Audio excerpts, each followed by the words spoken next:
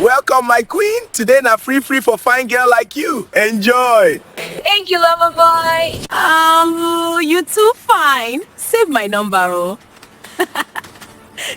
Don't save my shawarma baby number one save.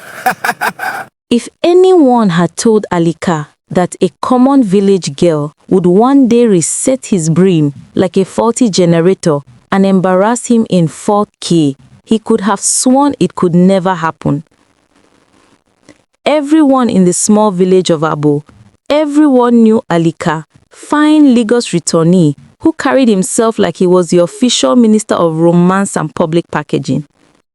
He walked around as if the whole world was watching him alone. The villagers did not call him by his real name anymore. Instead, they called him Mr. Lover because of the way he admired every girl that passed by. Every December, Alika followed a personal tradition. He would pack his small bag in Lagos and return to the village, not because of family or occasion, but simply to show off and impress. He wore his newest shirts, spread expensive perfume, and went around trying to impress as many girls as possible. His pride was always larger than his pocket, and this December was no different.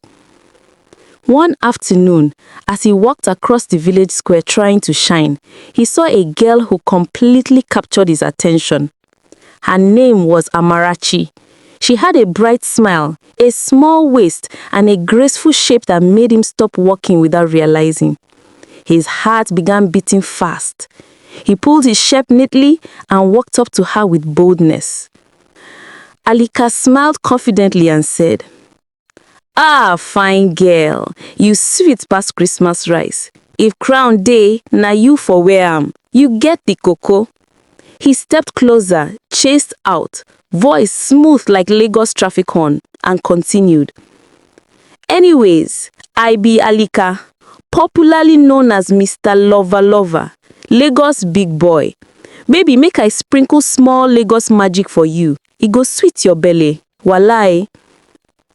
Amarachi looked at him from head to toe with the same expression people use when pricing old clothes in the second-hand market. Then she hissed slightly and replied, "Oga, abeg shift. I no dey find boyfriend. Waka pass." For the first time in a long while, Alika felt embarrassed. He stood there as if someone had poured cold water on him. But instead of giving up, he started asking people in the village questions. "Bros, wetin this girl like? Money? Phone? Wetin?" The boys laughed loudly and pointed at him. "Alika, you won't die? Amarachi no send all those ones. Na shawarma dey make her smile. Bring shawarma, she go follow you reach house." Alika's eyes widened. Shawarma? In a village where even electricity no dey? But love, as he believed, was a battle worth fighting. That same night, Alika carried the little money he had saved all year and took a bus to Onitsha. He bought a second-hand grill, a gas cylinder, chicken, cabbage, shawarma bread, mayonnaise, sausages, and even a big yellow signboard.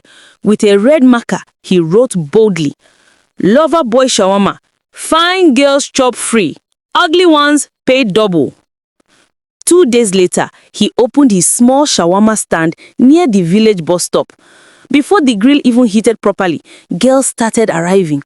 Girls with wigs, girls with natural hair, girls with rubber slippers. Alika welcomed each one like a king. The first customer was Chioma. Alika smiled widely and said, "Welcome, my queen. Today na free for fine girl like you. Enjoy." Chioma giggled. "Oh, boo, you too fine, oh. Save my number, oh." He saved her number immediately as Shawarma Baby 001. Another girl called Ngozi came next, tall and elegant. Alika said, "Angel, sit down. I go add extra chicken for you." Ngozi replied, "You sure say na free? I fit chop 5, oh." Alika answered, "Chop 10 sef. Anything for fine girl, oh." Soon, the whole village noticed how he was giving away food and collecting phone numbers like raffle tickets. One afternoon, Amarachi walked into the shop. Alika almost dropped the hot pan from excitement. He rushed forward. "Amarachi baby, you came! Sit down, sit down. Wetin you go chop?"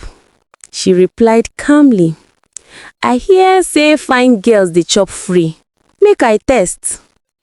Alika almost ran like someone competing in a race. He added extra chicken, extra sausage, extra sauce, and held the shawarma carefully as if he was carrying a sacred offering.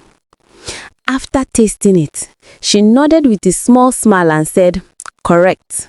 Tomorrow I dey come with my friends." Alika responded proudly, "Bring the whole village sef." The next day, she returned with 6 girls. The day after, she came with 13 girls. By day 5, more than 20 people were showing up, including younger sister, aunties, neighbors, and even a 61-year-old neighbor who said she came to taste this shawarma wey make my neighbor dey smile for night. By the end of the day, Alika began to panic. The chicken finished, the bread finished, the gas was almost empty. The suppliers began demanding their money. Chicken man came. "Alika, my 70,000 naira since Monday oh." Bread woman came. "My money, my bread don't finish, no money, wetin happen?" Alika held his head. "Uncle abeg, na because business dull." But Alika used the shawarma to toast woman. One Saturday afternoon, Amarachi arrived with almost 80 women from the village women's meeting. Alika looked at his grill.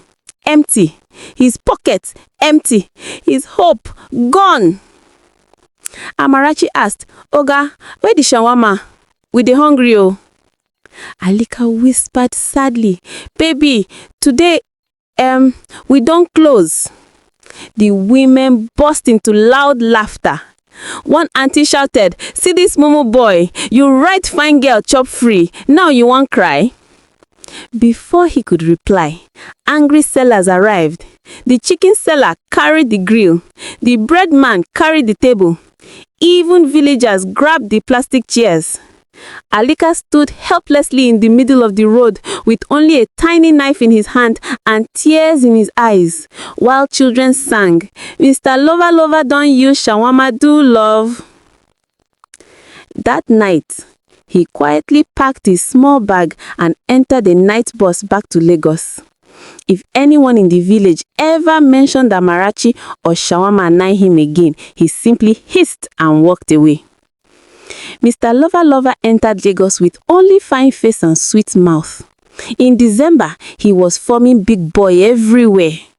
But when January landed with his dry harmattan breeze, reality grabbed him by the neck. His account balance was shaking like damaged fan. He started drinking garri morning and night, pretending it was detox. Anytime his landlord knocked, he would freeze like statue, tiptoeing around the house so he wouldn't be heard. Even his babes in Lagos were calling him for outings, but he started hiding from their calls because he couldn't even afford pure water, talk less of date money. January humbled him completely, teaching him that soft life is sweet, but only when you are living within your means. Moral of the story: not every fine girl or fine boy you see must be impressed. Sometimes trying too hard to prove yourself only drains your pocket and your peace. Generosity without wisdom is how many people go from big spender to broke in one weekend. And remember, if someone doesn't value you from the start, no amount of money, gifts, or packaging will make them suddenly respect you. In the end, you will only wound your pride and empty your wallet. True connections don't need performance, they need sincerity.